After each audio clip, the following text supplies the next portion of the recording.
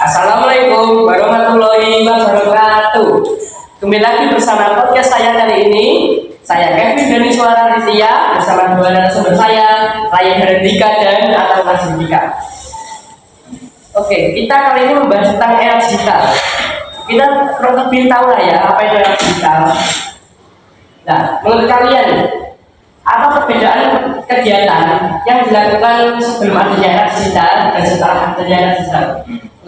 Mas saya, Perbedaannya sangat besar itu. Dulu saat kita ingin mengirimkan pesan atau surat, kita kan harus ke kantor pos, kita harus jalan, ya kan? Ya. Nah, sekarang dengan canggih teknologi hari ini, kita disediakan WhatsApp itu kayak aplikasi messenger, pesan tadi. Iya, secara instan lagi. Ya. Dan email itu elektronik mail atau surat elektronik lah. Jadi kita bisa mengirim juga, bisa dengan rapi, kita juga bisa dengan cepat juga. Dengan gadget ya. Ya, tadi itu gimana nih? Kalau perbedaannya di sini ya seperti dulu itu ya dulu kalau kita mau telepon orang ya harus Telepon umum ya yang ada di sini ada di pertemuan bahkan juga sekarang pun masih ada tapi nggak bisa dipergunakan lagi karena ya kebanyakan kayak gitu sudah rusak. Nah dengan era digital ini dengan perkembangan teknologi sekarang ini ya kita bisa menelpon dengan namanya gadget ya Mudah. ya lebih mudah. Nah dengan gadget ini kita bisa menelpon orang dimanapun, kapanpun, dan siapapun orangnya bisa kita telepon. Nah, biasanya itu asalkan ada pulsanya dulu ya.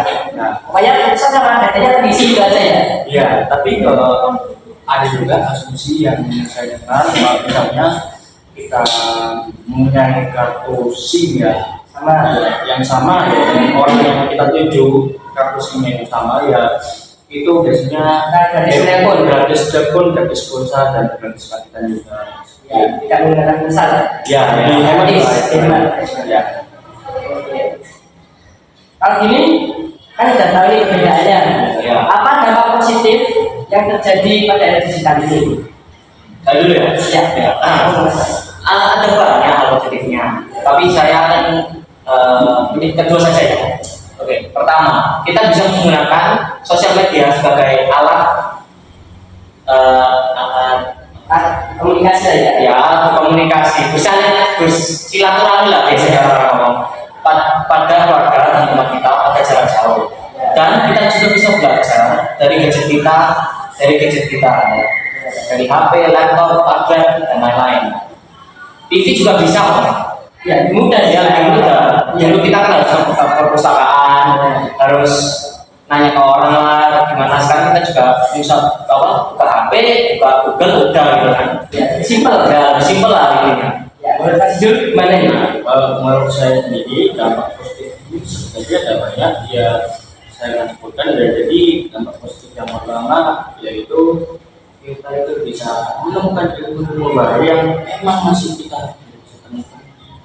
Nah, kalau sekarang mungkin saja dengan perkembangan teknologi yang besar begitu cepat ya dari masa ke masa, nah itu bisa membuat ilmu yang kita belum bisa temukan bisa Bukan ya.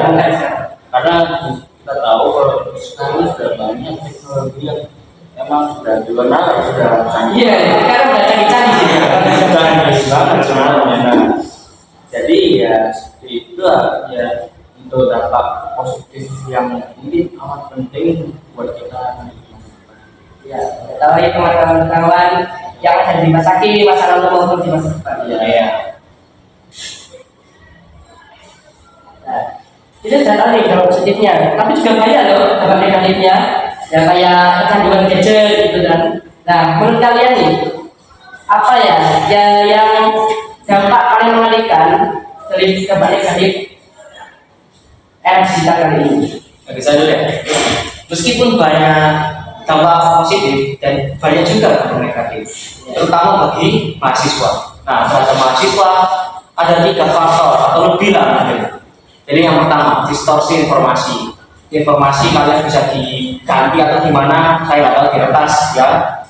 Dua, itu ketergantungan pada gadget. Jadi jawaban atau kalau masa bosan kita selalu ke gadget kita terus, kecanduan lah bisa kayak Mas Kevin bilang tadi. Ketergantungan. Iya. Terus yang ketiga itu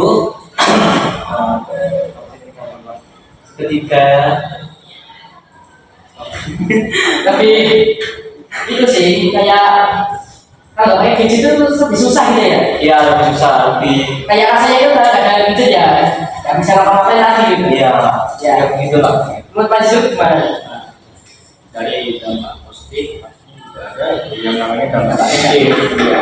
Dampak negatif yang emang sangat merugikan di kalangan orang lain itu yang pertama kita kurangnya interaksi sosial bersama orang tua ataupun dengan orang-orang terdekat kita. Nah, karena gadget ini juga merupakan sebuah ya aplikasi ataupun teknologi yang biasanya kalau misalnya sudah bisa digunakan itu memastikan jauh dari negatif. Ya, senjata ya sebenarnya.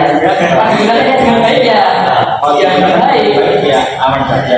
Tapi harus dengan belum ya. Gitu lah. Ya gitu Bahaya. kecanduan.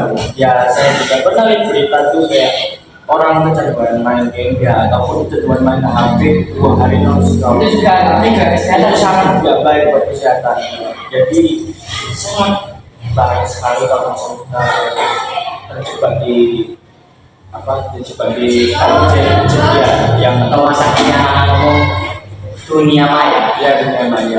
Nah, yang kedua ini biasanya terjadi buat orang-orang yang memang tidak bertanggung jawab. Biasanya kalau orang punya ilmu pengetahuannya tentang dunia teknologi itu biasanya orang-orang itu malah membuat orang lain ya seperti kertas kita ya data-data di gadget kita. Nah, kalau misalnya kita masih membutuhkan data itu dan kalau misalnya kita ya susah kalau kita Iya. mau Itu juga kan data pribadi ya. ya data pribadi yang harusnya tidak boleh dipersebarkan untuk orang-orang yang tidak tanggung jawab. Ya, Tapi itu malah rata-rata dijual ilegal sama orang yang nggak tanggung jawab. ya biasanya dijual beli secara gelap. Ya itu bisa meraih keuntungan untuk si pemecah itu organisasi. Itu saja yang dari saya. Terima kasih sumber dari narasumber Mas Ryan dan Mas Izul. Semoga kita bertemu kembali. Assalamualaikum warahmatullahi wabarakatuh.